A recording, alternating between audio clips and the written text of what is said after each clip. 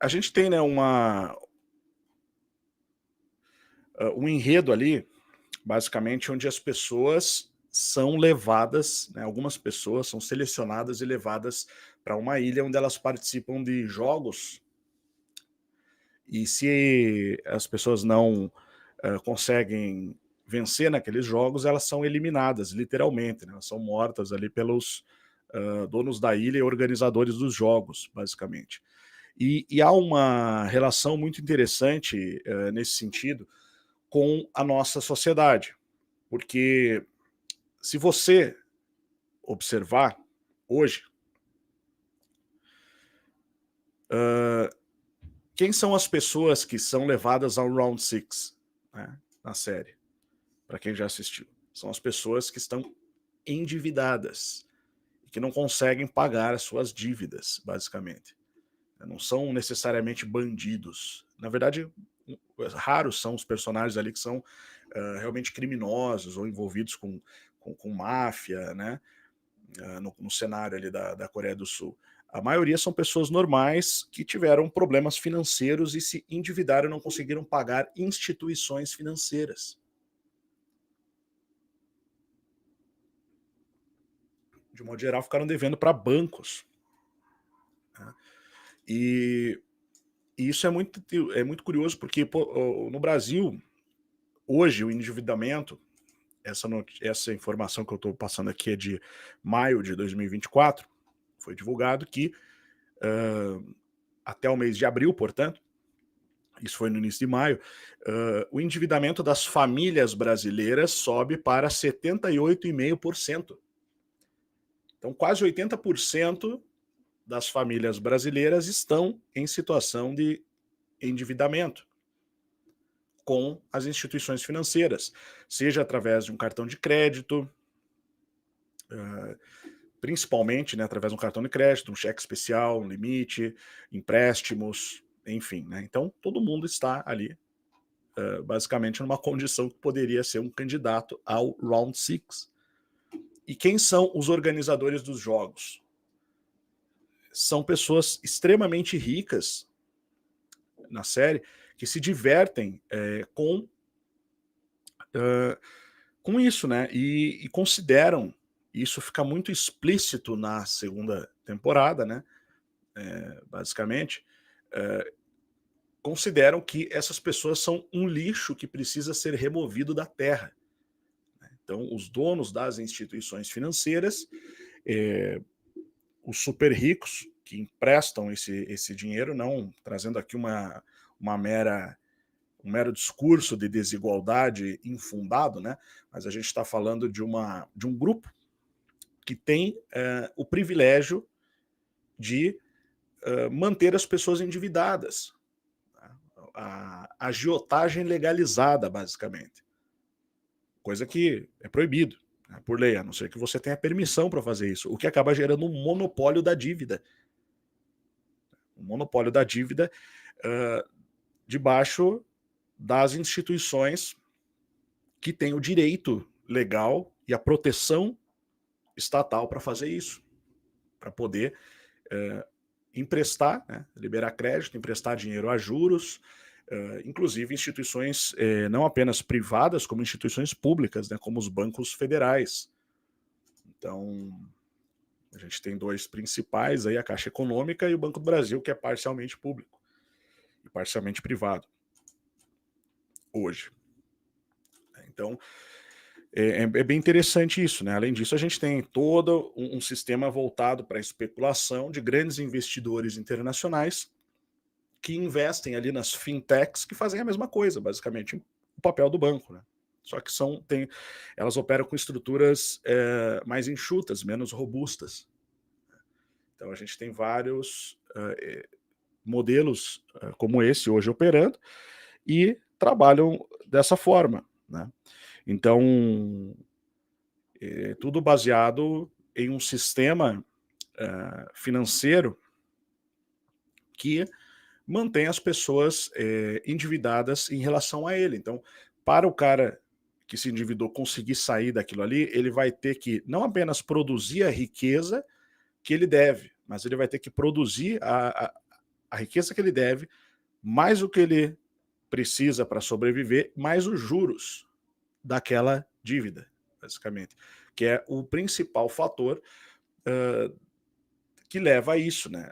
Tem outros fatores no sistema também, que levam as pessoas a ficarem endividadas, né, como, por exemplo, altos custos aí na energia elétrica, alto custo da água, né, coisas que deveriam ser ou gratuitas ou muito baratas e são vendidas de forma caríssima, para que você possa, existir na sociedade hoje, basicamente.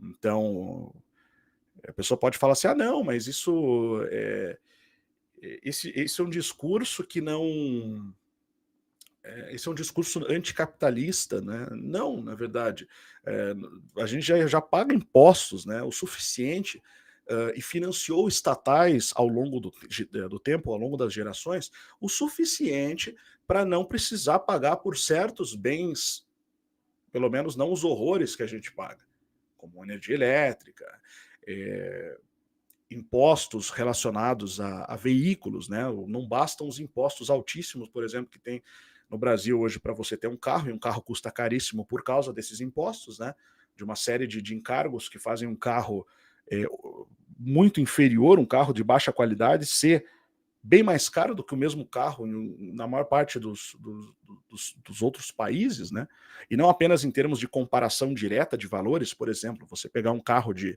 US$ 10.000, evidentemente que ele custa hoje 61.700 reais, levando em conta o dólar a 6,17, né. Então, só que você não pode fazer essa conta pura e simplesmente, porque a realidade de alguém que ganha nos Estados Unidos é bem diferente da realidade de alguém que ganha no Brasil. Um brasileiro, que ganha um salário mínimo, ganha hoje R$ 1.500, né. Então, aproximadamente. E evidentemente que isso torna impossível, a pessoa não se endividar, praticamente impossível, não é à toa que quase 80% das pessoas são endividadas hoje, das famílias, né, no caso. Não dá para colocar as pessoas, porque claro, crianças não se endividam, né, de modo geral, quem se endividam são os pais, né. Então, o Round Six ele tem esse aspecto muito escancarado, hã, que vai, colocar o pior tipo de pessoa possível são as pessoas que devem para instituições financeiras, segundo aquela ótica. E isso é complicado, porque quando você fala de sistema financeiro, instituições financeiras, você está falando não apenas dos bancos, mas das grandes corporações que dominam os grandes setores da economia, em um território que muitas vezes nem é o território da nacionalidade daquela corporação. A gente fala hoje, por exemplo, eh, das empresas que detêm o direito de vender energia elétrica hoje, né. Eu não estou falando de exceções. O estado de São Paulo, por exemplo, tem ali uma corporação, que é a Enel, né, no caso, que distribui, energia elétrica. Isso acontece em vários estados, a mesma corporação e outras corporações, tá, que têm outras nacionalidades e não são brasileiras, né. A Enel, ela é, uma multinacional italiana, por exemplo, mas existem empresas chinesas fazendo a mesma coisa, existem empresas espanholas, empresas árabes, percebe? Então, é uma cadeia basicamente de exploração, né, que acaba se mantendo ativa e é muito interessante, é muito curioso, porque na série, no Round Six especificamente, as pessoas elas acabam sendo levadas para esses jogos. E essas pessoas, elas são pessoas com eh, as mais diferentes origens, tá? As mais diferentes histórias, uma é diferente da outra. Assim, tem uma diversidade ali. Você tem pessoas idosas, pessoas jovens. Nessa série nova, você tem lá por exemplo, um cara que é youtuber e vende, dá dicas sobre criptomoedas para as pessoas. Outro que é um rapper, meio estilo K-pop, né? Aquela coisa.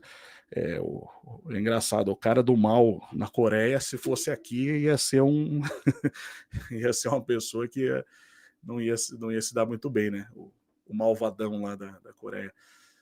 Aqui ele ia ser no máximo um puxa-saco de alguém mais ou menos perigoso, nem tanto. Mas essa questão do jogo em si, ela é interessante porque existe um jogo. Tá? Na verdade, existem alguns jogos que nós jogamos enquanto estamos vivendo. Tá?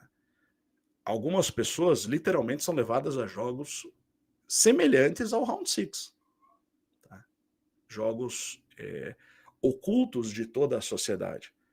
Mas a maioria permanece jogando esses jogos políticos e econômicos. Tá? Deixa eu ver como é que está o chat aqui.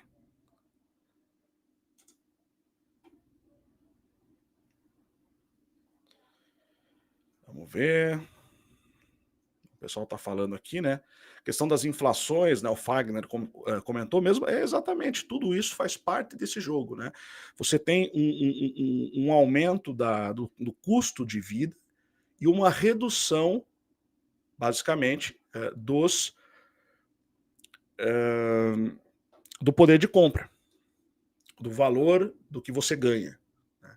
Então isso é muito complicado. Isso, a gente caminha hoje, tá? A gente caminha para um cenário de recessão. Tá? Isso, sem querer fazer alarmismo barato, e eu sempre fui contra fazer esse tipo de alarmismo sem fundamento, mas hoje sim, nós estamos caminhando para um cenário caótico. Tá? E esse cenário caótico, ele é um cenário que vai levar, vai anteceder, ou pode vir a anteceder, como já aconteceu no passado, conflitos de larga escala. Então, primeiro vem uma crise, as crises não acontecem de forma espontânea. Tá? Se você fizer um estudo sobre as crises econômicas que nós tivemos, todas elas foram previstas e beneficiaram alguém. Elas são arquitetadas como uma reação em cadeia, como um efeito dominó, para derrubar mesmo, para derrubar tudo. Tá? E alguém vai se beneficiar e algo novo vai ser reconstruído ali.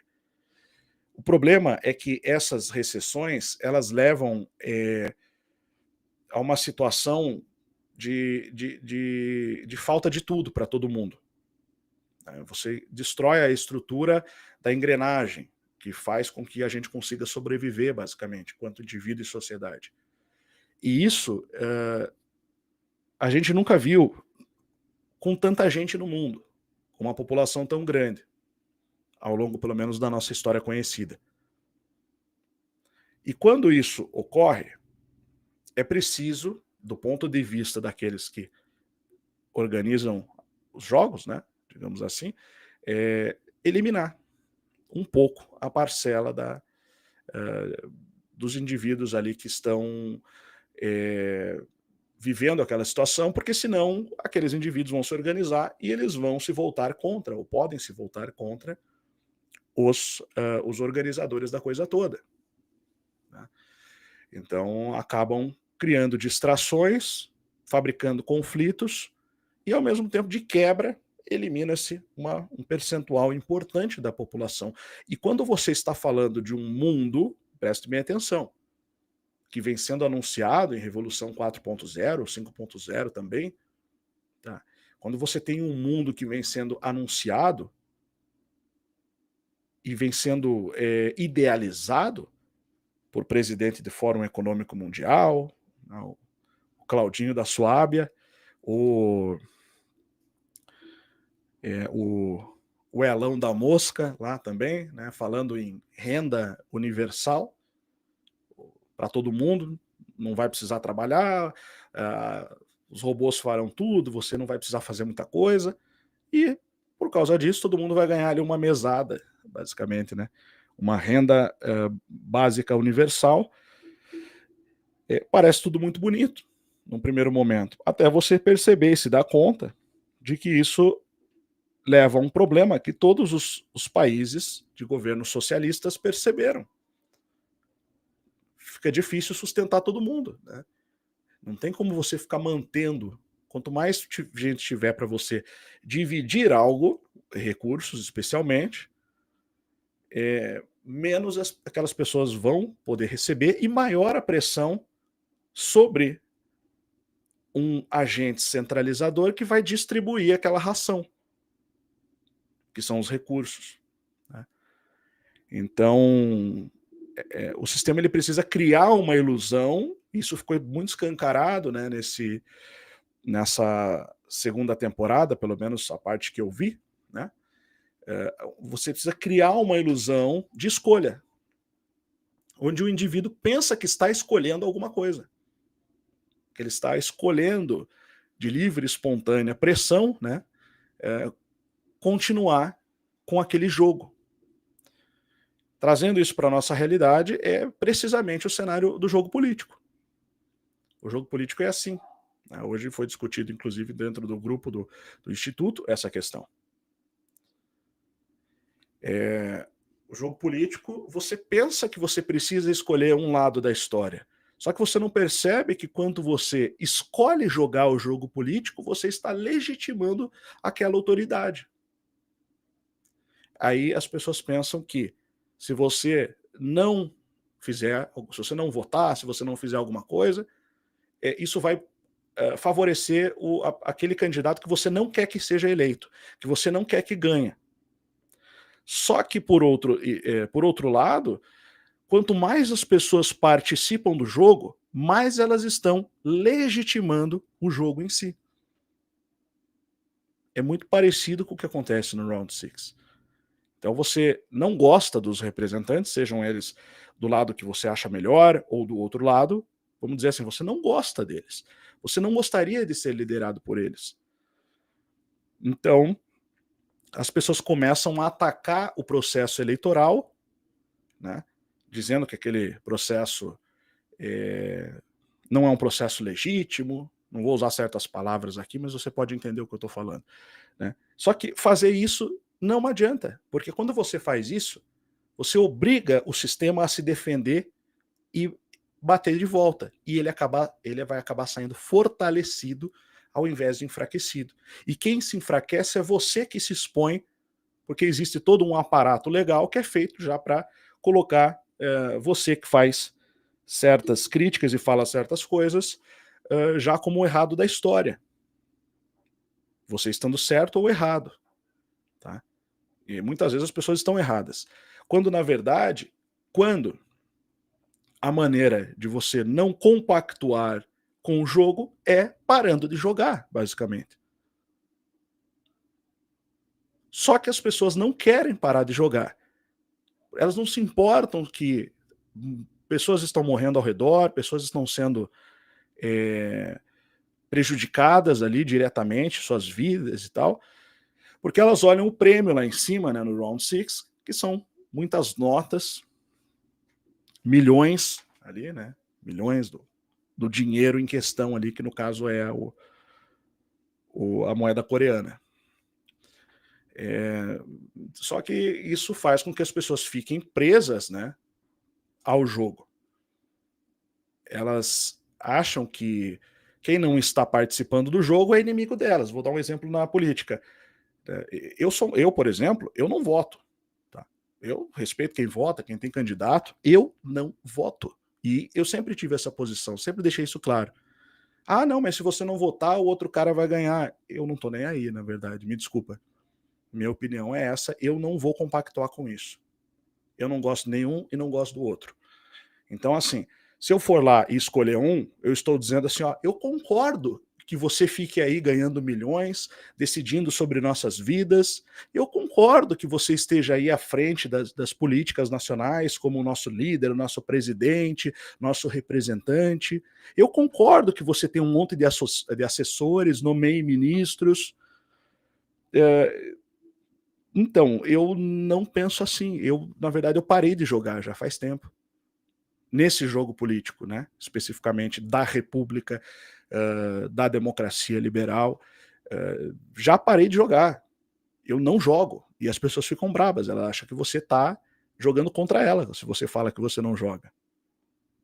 Ah, você tem que escolher um lado. Não, eu não tenho que escolher lado nenhum. Sabe, se a pessoa não percebeu ainda que ela não é obrigada a escolher um lado, você pode até preferir certo indivíduo que está ali em relação ao outro. Ah, esse cara aqui eu até acho melhor que esse outro. Mas entre você achar ele pior ou melhor e você ir lá dizer assim, eu concordo que você tome decisões sobre a minha vida, existe uma diferença bem grande. Então, como eu coloquei hoje no grupo, se 10% das pessoas apenas participassem disso, desse jogo, que acontece a cada 4 anos, 5%, 10%, simplesmente as autoridades ali colocadas, elas até iriam assumir ali, elas até poderiam chegar a assumir a sua posição ali, mas elas não teriam legitimidade popular. As pessoas não entendem isso.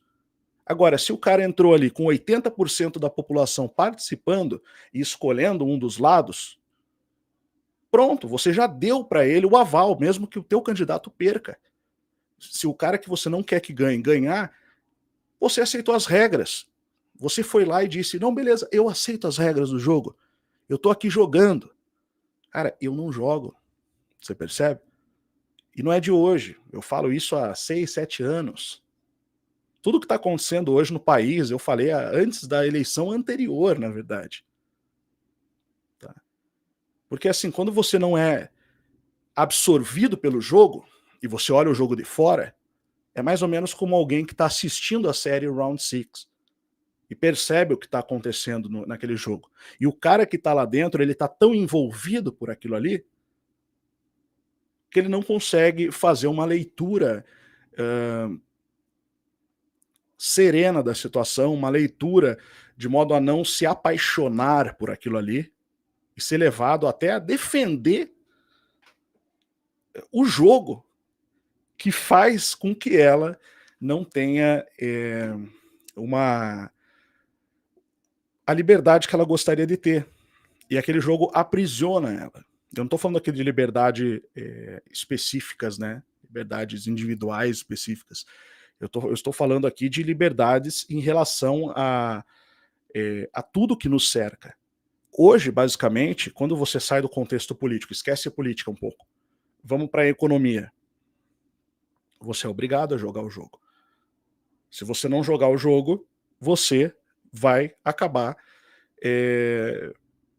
mesmo jogando o jogo, você corre esse risco, tá? Mas se você não jogar, você vai acabar ou recebendo ali algum auxílio para poder pelo menos ter o que comer, ou vai acabar nas ruas pedindo esmola para as pessoas ou tentando se virar como pode, né? Como acontece com muita gente. Então, esse é o cenário, basicamente. O Round 6, ele expõe isso muito bem. Expõe isso perfeitamente, na verdade. Tá?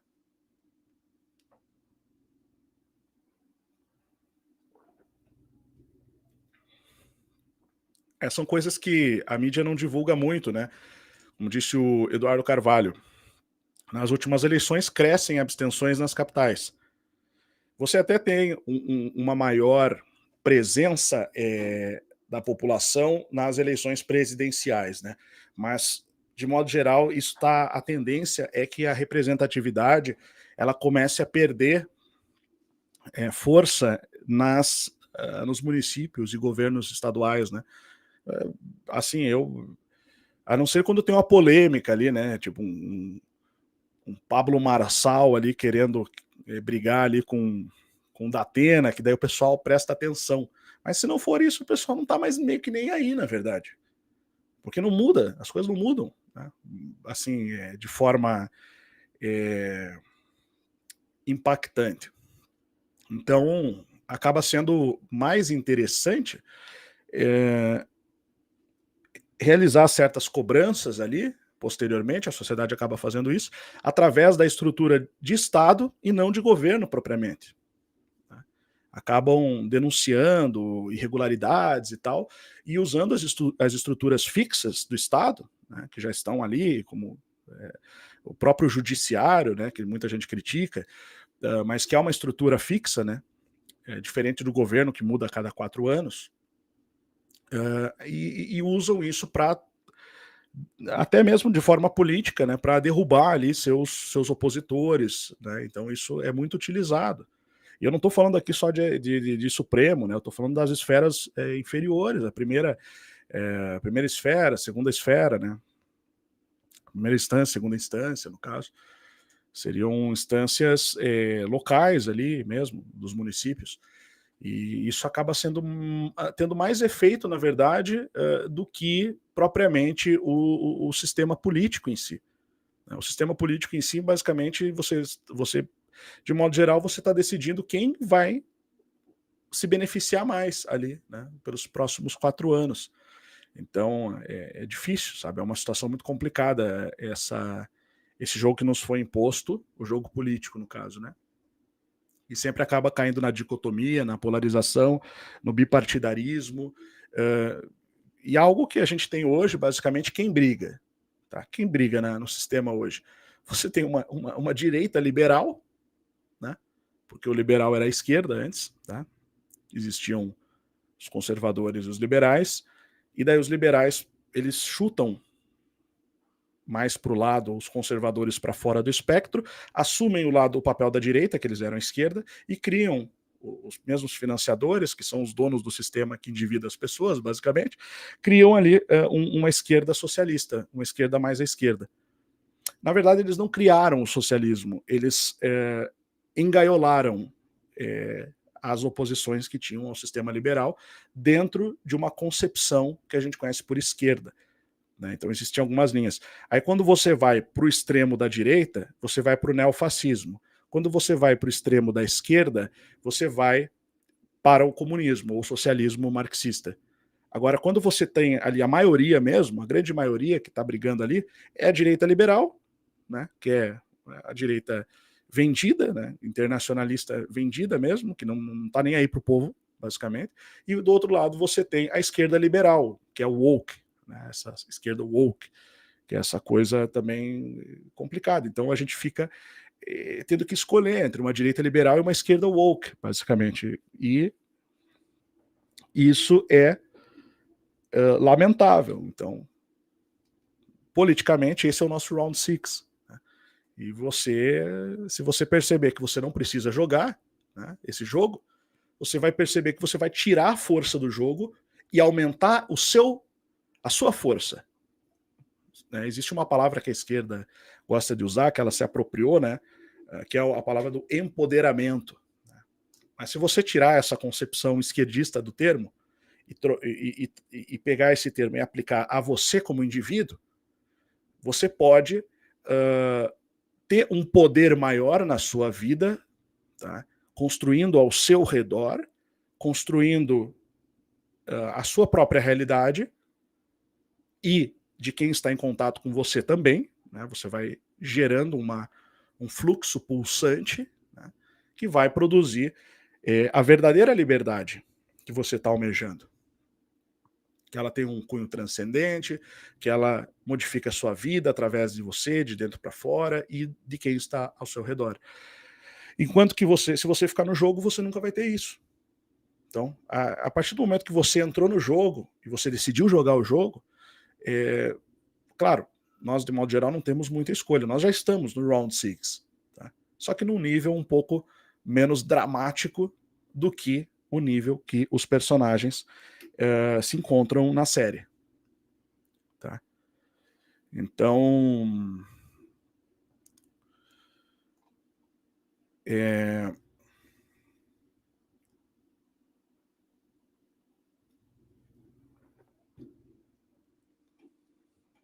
então a gente tem essa situação.